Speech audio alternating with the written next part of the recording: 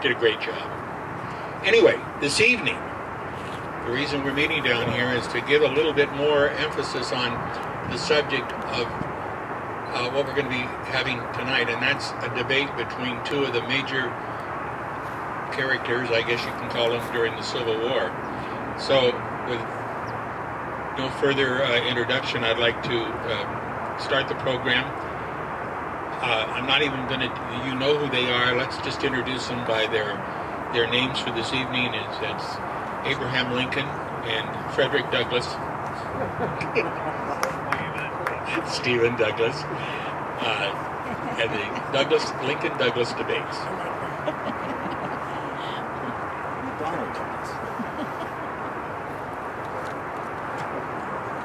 Good evening. During the 2008 presidential election and during the primary season, candidate Hillary Clinton challenged candidate Barack Obama to what she called a series of Lincoln-Douglas debates. Apparently the thought was that she might gain some traction by making a sort of high-toned or a lofty appeal to a more intellectual discourse. But it's interesting, if she had really, I have to wonder if Hillary really understood the nature of the Lincoln-Douglas debates, at least as well as Mick and I do now. It's funny as how she could think that a modern audience would sit through the unabridged 1858 debates, as they would significantly tax the patience of any modern audience.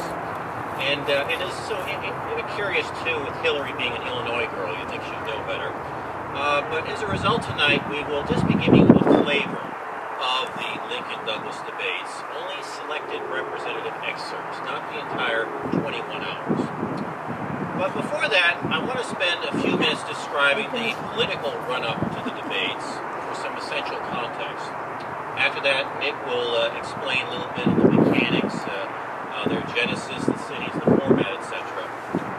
And then I, as Lincoln, and Mick as Douglas, will present a portion of the second debate that took place at Freeport, and then an amalgam of the Charleston and Galesburg debates. Now, I do want to, at this point, provide a disclaimer. I'm an attorney, after all. And some of the language you'll hear tonight may offend 21st century sensibilities, especially as to racial characterizations. And surprisingly, much of that language comes from a Mr. A. Lincoln, so be prepared. Now, I know President Tooley believes we should move right into the content, not have business, but I, as one of the speakers tonight, do wish to assume some dictatorial powers, as the real Lincoln did, and embarrass a few people in the audience. And the first person I do wish to point out is my much enduring wife, Linda. Linda, can you please raise your hand? She puts up with my strange obsession with this hobby. She's very truly a Civil War widow in that sense. Also here tonight is my younger son, Peter, who's soon, right back there, soon going off to college. And before he did that, I wanted him to get some old school history, not something that the hippies teach him. And finally, I have my older son, Tony, is there. He's the paparazzi for this evening, doing the video. And if I could just put a little plug, too, he is an accomplished videographer, so if you have any upcoming weddings or bar mitzvahs, stop by for business cards. Now, just to provide, then, some political background to the debates, I want to start in the year 1820. I could certainly start earlier, but I did want to stay somewhere this side of Noah's flood. Because by 1820, we have the country becoming pretty well polarized between North and South over the issue of slavery. Earlier, there had been certainly discussions and even passionate disputes over this, but it was always one sectional dispute among many. And as we'll hear bandied about later on tonight, in 1776, each one of the colonies had slavery. And by the time of the Constitution, only one had actually completely outlawed it. But by 1820, things are different. And the triggering event that year was Missouri's request to be admitted to the Union as a slave state. And the question then was foreseen how to divvy up the rest of the Louisiana Purchase. Well, what happened was eventually a compromise, as so often has happened in our history. The Compromise of 1820 came about. And essentially by that compromise there would be a line, the DMZ, drawn at 36 degrees, 30 minutes, which is essentially the lower southern border of Missouri minus the boot heel. And that would go across the rest of Louisiana Purchase. North of that line, no slavery. Soon enough, though, we acquire more property. There's the annexation of Texas, and then the Mexican cession, with more parts of parts of states such as New Mexico, Arizona, Utah, Colorado, Wyoming, Nevada, and of course the real estate on which we now stand. And by these acquisitions, tensions are aggravated back east. Now, eventually, in the early 1850s, one of our actors tonight, Senator Douglas, comes on the scene, ostensibly promoting Manifest Destiny, but on a practical level, desirous of a railroad from Chicago to San Francisco. To do that, the intervening territory needed to be organized, and to do that, Douglas needed Southern support. Now, California had come in by that time as a free state due to another compromise, that of 1850. But that was one which Southerners did not really care for, somewhat like the compromise of 1820. So now they actually wished to undo the anti-slavery strictures of the Compromise of 1820. And Douglas hoped to assuage them by substituting in this concept of popular sovereignty. That is, the people of the territories should be allowed to decide their own fates, whether they would be free or slave. Now, if you like Senator Douglas, you may think he's made a very good deal. And this package was all memorialized in the Kansas-Nebraska Act of 1854, which organized those intervening territories, as Douglas had hoped, and explicitly repealed the Compromise of 1820, as Southerners had hoped. So therefore, theoretically opening up all the rest of that territory to slavery. Now, who didn't like the Kansas-Nebraska Act? Lincoln. And this is supposedly what brought him out of the wilderness, brought him back into politics. One other seismic event at this time was the Dred Scott opinion in the Supreme Court, coming out in 1857. This is where a majority of the court said that a black man has no rights, a white man is bound to respect. More technically, it declared unconstitutional the compromise line of 1820, regardless of the Kansas-Nebraska Act. Now, that certainly enraged Lincoln and the Republicans.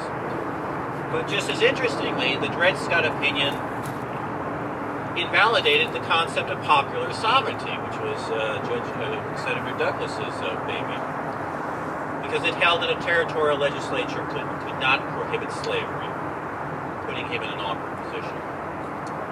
So with that unforgivably general background, we have some of the context, and now Nick will explain a little bit more in detail how the debates themselves operate.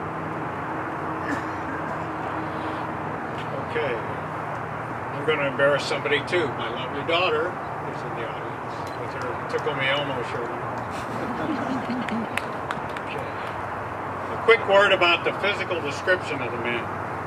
Lincoln was tall and slender, very close to the way Gordon appears tonight.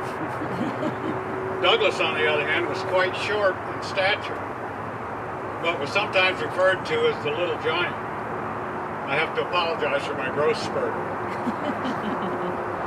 The Illinois senatorial election of 1858 was far from an ordinary one. The voters would have to choose between the incumbent, Stephen Douglas, a supporter of popular sovereignty, who was to some degree at odds with his own Democratic Party, but chose to stand by his position. And his opposition was Abraham Lincoln, a rising figure in the new Republican Party, who opposed slavery and held that a nation half free and half slave could not last. Illinois had 9 congressional districts, and after Lincoln's speech on June 17th in Springfield, one of them, and Douglas's speech on July 9th in Chicago, another, Lincoln issued a quiet challenge to Douglas. Quote, "Will it be agreeable to you to make an arrangement for you and myself to divide time and address the same audiences?" Douglas promptly accepted. They appeared on the same platform 7 times, once in each congressional district except the 2 where they had already spoken. The debates were scheduled as follows. August 21st in Ottawa, attendance 12,000. August 27th in Freeport, attendance 15,000. September 15th, Jonesboro, 1,200. September 18th, 3 days later in Charleston, attendance was 20,000. October 7th in Galesburg, the attendance was 25,000. October 13th in Quincy, attendance 14,000. And October 15th in Alton, 5,000. The 2 opponents apparently had a mutual professional respect for each other. Lincoln said of Douglas, "Senator Douglas is of worldwide renown. All the anxious politicians of his party have been looking upon him to be president. Nobody has ever expected me to be president." Douglas described Lincoln as the strong man of his party, full of wit, facts, dates, and the best stump speaker in the West. If I beat him, my victory will be hardly won. Because of this mutual respect, the 2 were able to agree upon and adhere to the following format. The first speaker would have an hour. The second speaker would have an hour and a half. Then the first speaker would have a half-hour rejoinder. It's generally felt that because Lincoln extended the original invitation, that Douglas would speak first at the opening debate, and they would then alternate at each successive appearance. It seems that they were self-moderated,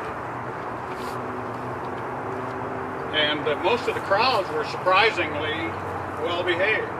It was summertime in Illinois, and considering the volatile issues of the day, one would think that they would be ringed by Pinkerton men with more gun barrels sticking out than a B-17. That was not the case, and it would seem to be a testament as to the crowds actually wanting to hear what each man had to say on the issues. We now begin with excerpts from the Freeport debate, at which Lincoln spoke first. Mr. Lincoln.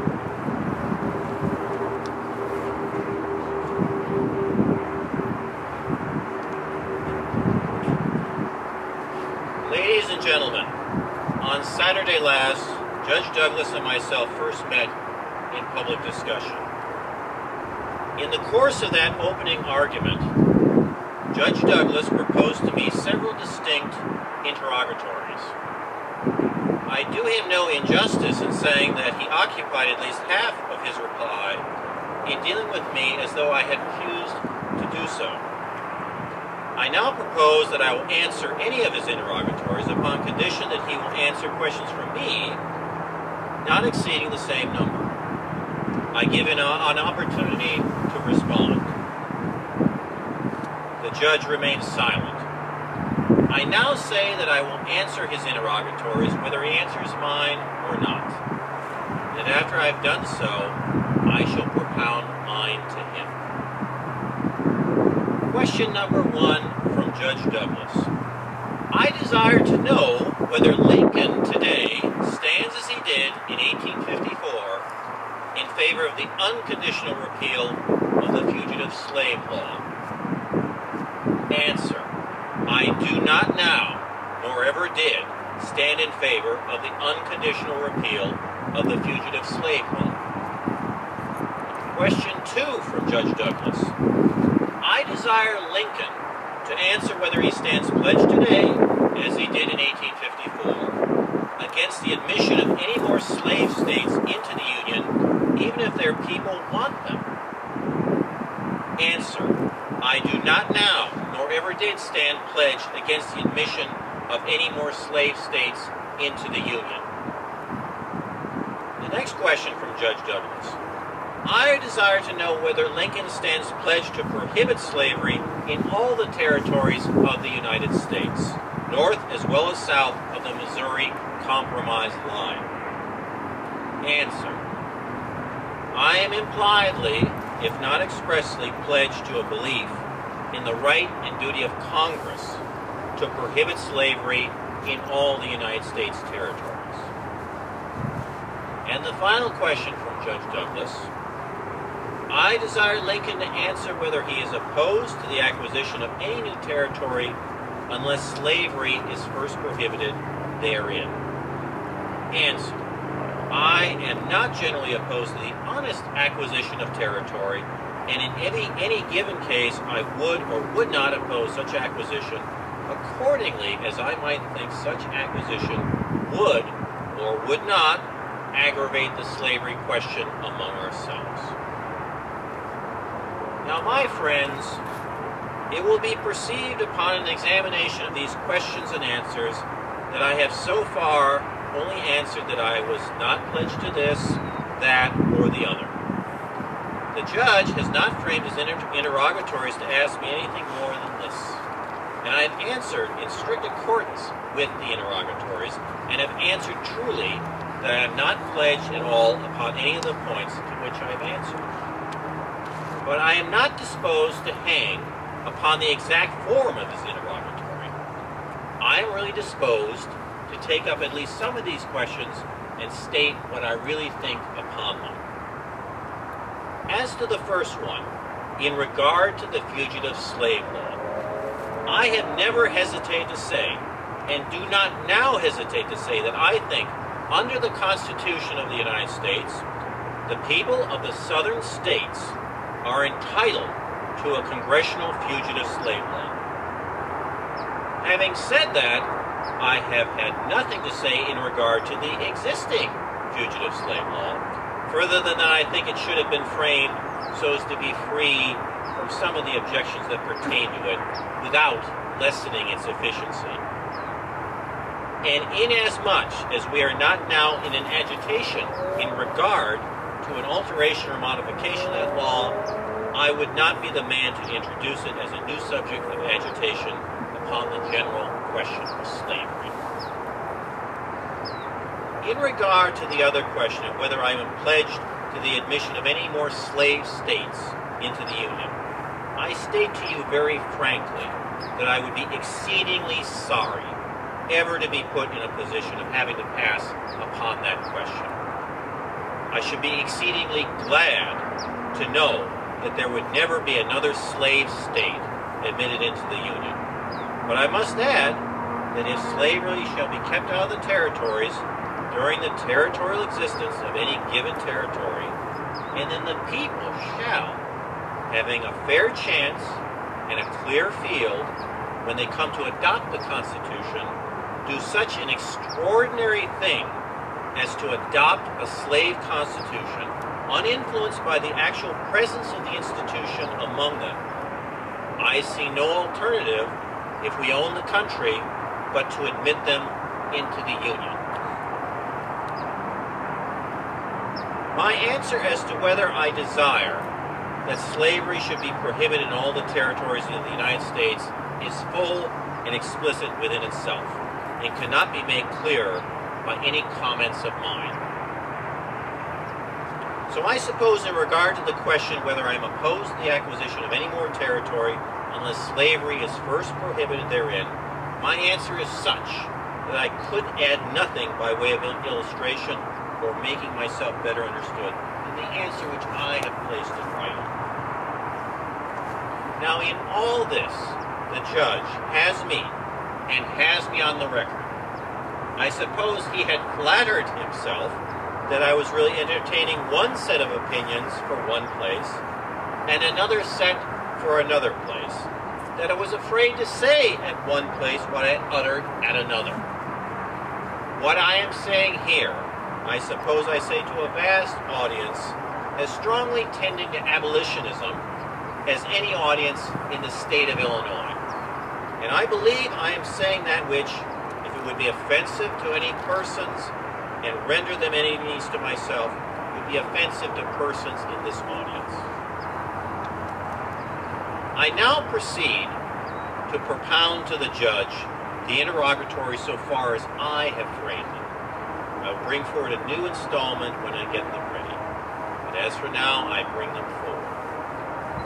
The first question is, can the people of a United States territory, in any lawful way against the wish of any citizen of the United States, exclude slavery from its limits prior to the formation of a state constitution? My second question, if the Supreme Court of the United States shall decide that the states cannot exclude slavery from their limits, are you in favor of acquiescing in, adopting, and following such decision as a rule of political action? Question 3, are you in favor of acquiring additional territory in disregard of how such acquisition may affect the nation on the slavery question? Go on, Judge Douglas.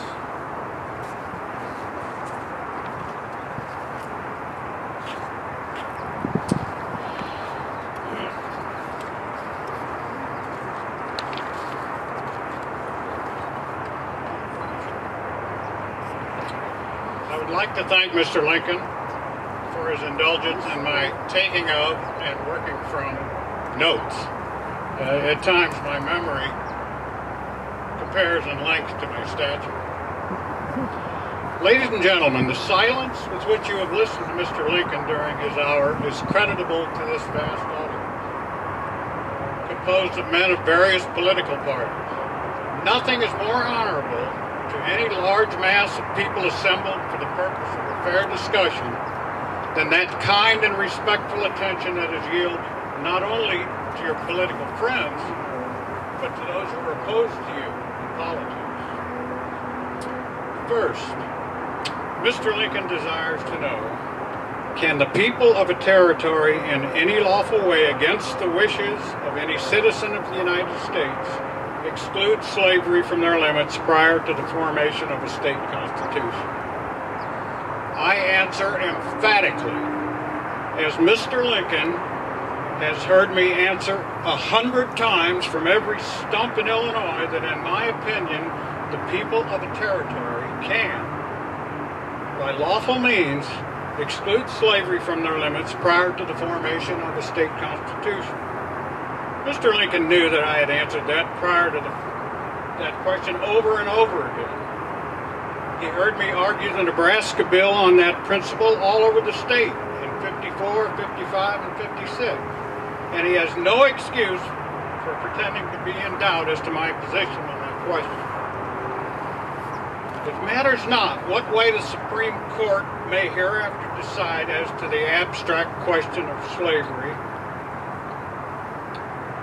may or may not go into a territory under the Constitution. The people have the lawful means to introduce it or exclude it as they please, for the reason that slavery cannot exist a day or an hour anywhere unless it's supported by local police regulations. Those police regulations can only be established by the local legislature. And if people are opposed to slavery, they will elect representatives to that body who will, by unfriendly legislation, effectually prevent the introduction of it into their midst. If, on the contrary, they're for it, their legislation will favor its extension. Hence, no matter what the decision of the Supreme Court may be on that abstract question, still the right of the people to make a slave territory or a free territory is perfect and complete under the Nebraska bill. I hope Mr. Lincoln deems my answer satisfactory. The next question which Mr. Lincoln presented is, if the Supreme Court of the United States shall decide that a state of this union cannot exclude slavery from its own limits, will I submit to it? I'm amazed that Lincoln should ask such a question. A schoolboy knows better. Yes, a schoolboy does know better. Mr. Lincoln's object is to cast an imputation upon the Supreme Court. He knows that there never was but one man in America claiming any degree of intelligence or decency who ever for a moment pretended such a thing. The last question of Mr. Lincoln is, are you in favor of acquiring additional territory in disregard of how such acquisition may affect the Union on the slavery question? This question is ingeniously and cunningly put. The Black Republican Creed lays it down expressly that under no circumstance shall we acquire any more territory unless slavery is first prohibited in the country. I ask Mr. Lincoln whether he is in favor of that proposition. Are you opposed to the acquisition of any more territory, regardless of the circumstances, unless slavery is prohibited? Daddy does not like to answer.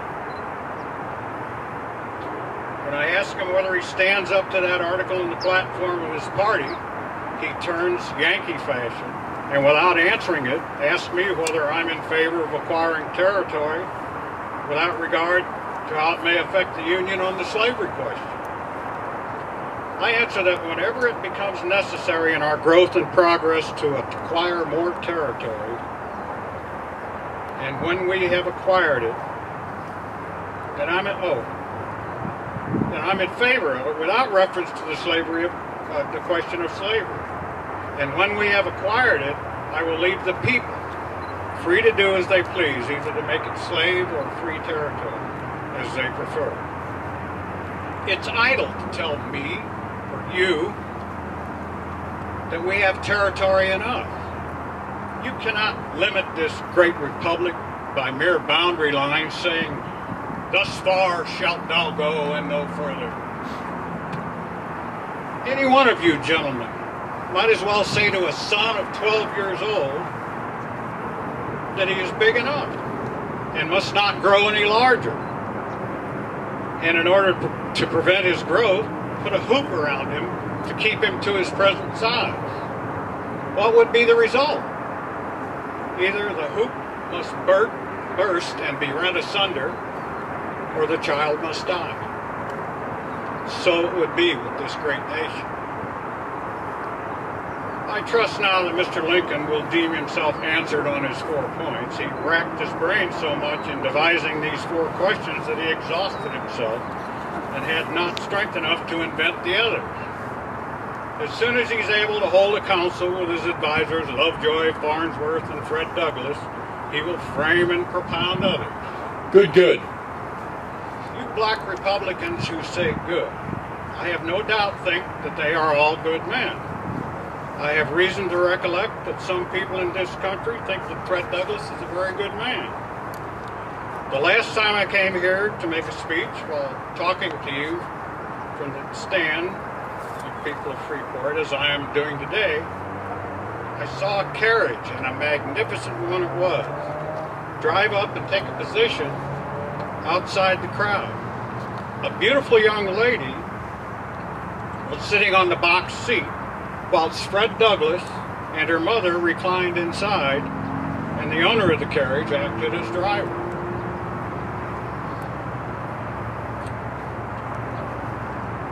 I saw this in your own town. What of it?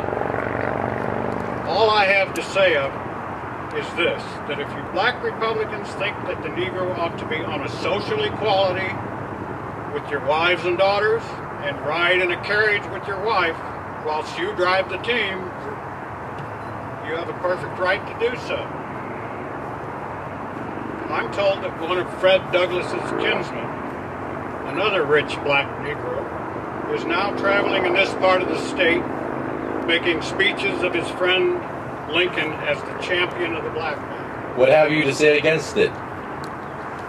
All I have to say on that subject is that those of you who believe that the Negro is your equal and ought to be on an equality with you, socially, politically, and legally, have a right to entertain those positions, and of course will vote for Mr. Lincoln. We now move on to excerpts from the Charleston and Galesburg, of which Mr. Lincoln spoke first.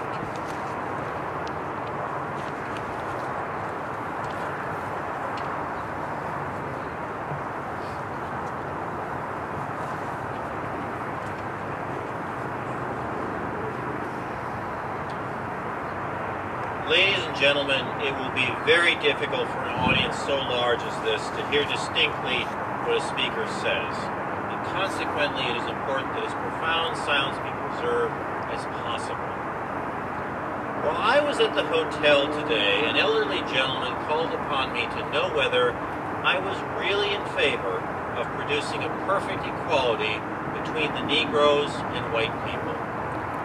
While I had not proposed to myself on this occasion to say much on that subject, yet as the question was asked me, I thought I would occupy perhaps 5 minutes in saying something in regard to it. I will say then that I am not, nor ever have been, in favor of bringing about in any way the social and political equality of the white and black races. That I am not, nor ever have been, in favor of making voters or jurors of Negroes, nor of qualifying them to hold office, nor to intermarry with white people. And I will say in addition to this, that there is a physical difference between the white and black races, which I believe will forever forbid the two races living together on terms of social and political equality. And inasmuch as they cannot so live while they do remain together, there must be the position of superior and inferior. And I, as much as any man, am in favor of having the superior position assigned to the white race. I say upon this occasion, I do not perceive that because the white man is to have the superior position, the Negro should be denied everything. I do not understand that because I do not want a Negro woman for a slave, I must necessarily want her for a wife. My understanding is that I can just let her alone.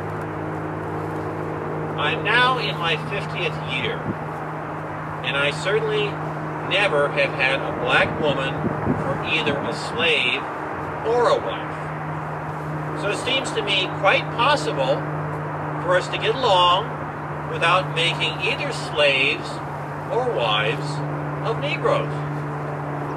I will also add to the remarks I have made, for I'm not going to enter at large upon the subject, that I have never had the least apprehension that I or my friends would marry Negroes if there was no law to keep them from it. But as Judge Douglas and his friends seem to be in great apprehension that they might, if there was no law to keep them from it, I give him the most solemn pledge that I will to the very last stand by the law of this state which forbids the marrying of white people with Negroes. I will add one further word, which is this, that I do not understand that there is any place where an alteration of the social and political relations of the Negro and the white man can be made except in the state legislature, not in the Congress of the United States.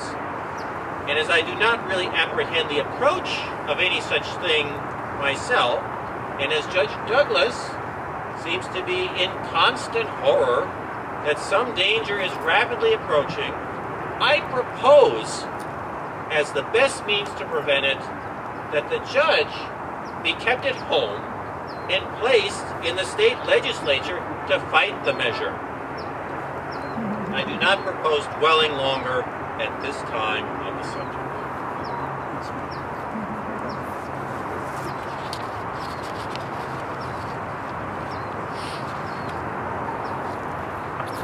Mr. Lincoln said in his first remarks that he was not in favor of the social and political equality of the Negro with the white man.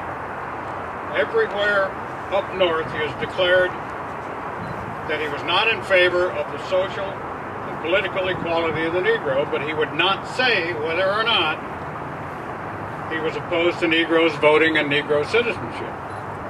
I want to know whether he is for or against Negro citizenship. He declared his utter opposition to the Dred Scott decision and advanced as a reason that the court had decided that it was not possible for a Negro to be a citizen under the Constitution of the United States. If he is opposed to the Dred Scott decision for that reason, he must be in favor of conferring the right and privilege of citizenship upon the Negro. I've been trying to get an answer from him on that point, yet have never obtained one. And I'll show you why. In every speech he made in the North, he quoted the Declaration of Independence to prove that all men are created equal, and insisted that the phrase all men included the Negro as well as the white man, and that the equality rested upon divine law.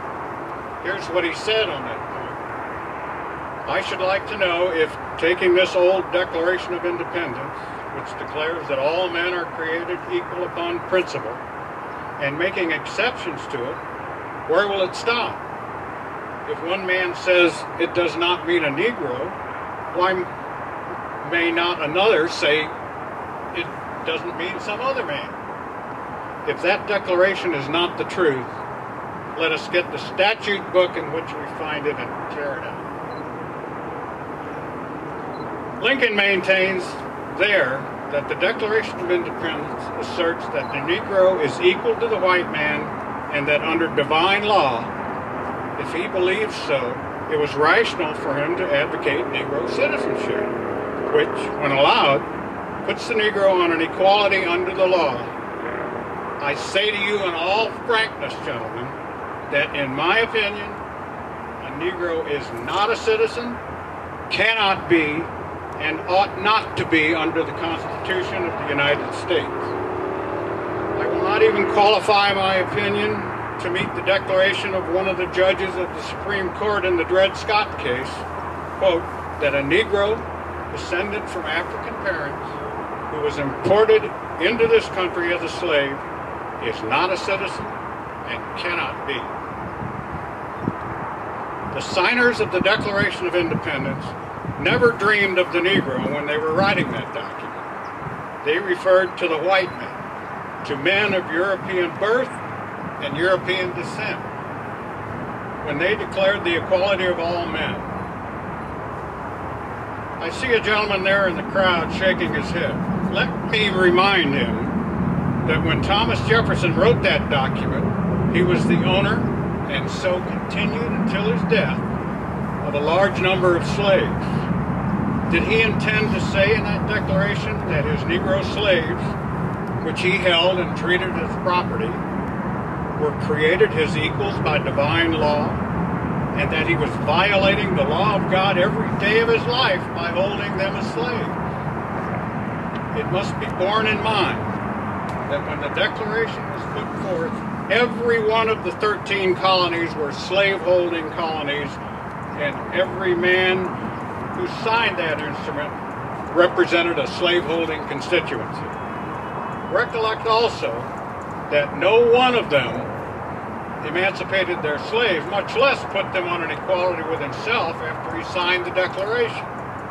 On the contrary, they all continued to hold their Negroes as slaves during the Revolutionary War. Now, do you believe, are you willing to have it said, that every man who signed the Declaration of Independence declared the Negro as equal, and then was hypocrite enough to hold him as a slave in violation of what he believed to be divine law? And yet, when you say that the Declaration of Independence includes the Negro, you charge the signers of it with hypocrisy.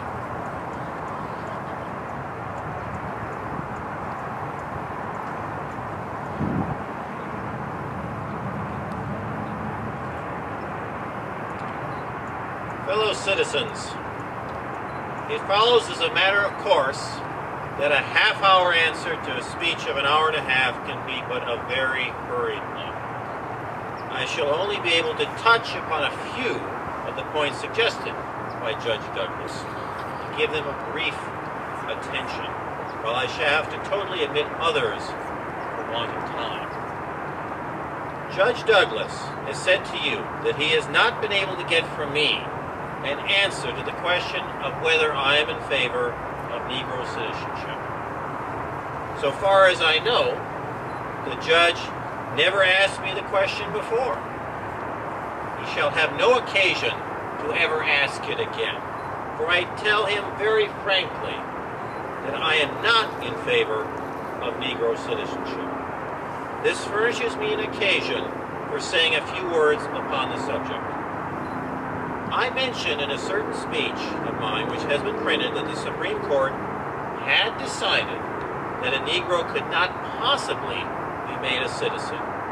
And without saying what was my ground of complaint in regard to that, or whether I had any ground of complaint, Judge Douglas has from that thing manufactured nearly everything that he ever says about my disposition to produce an equality between the Negroes and the white people. If anyone will read my speech, he will find I mention that as one of the points decided in the course of the Supreme Court opinions. But I did not state what objection I had to it. Well, Judge Douglas tells the people what my objection was, but I did not tell it to them myself. Now, my opinion is that the different states have the power to make a Negro a citizen under the Constitution of the United States if they choose. The Dred Scott decision decides that they have not that power. If the state of Illinois had that power, I should be opposed to the exercise of it. That is all I have to say about it.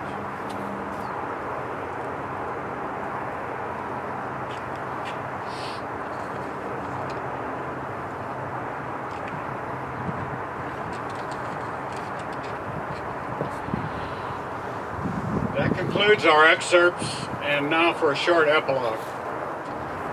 In the November election that followed, Lincoln won the popular vote by more than 4,000.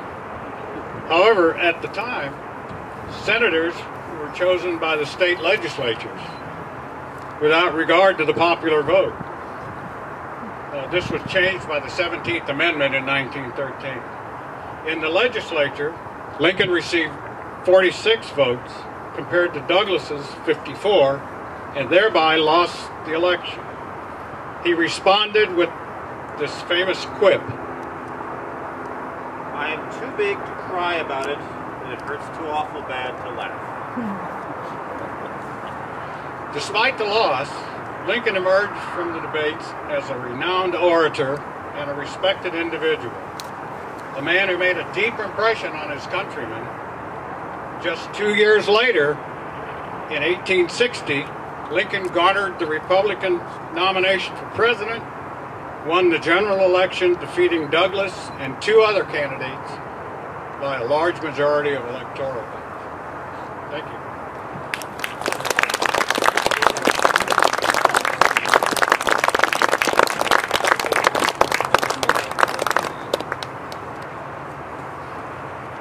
Are there any questions?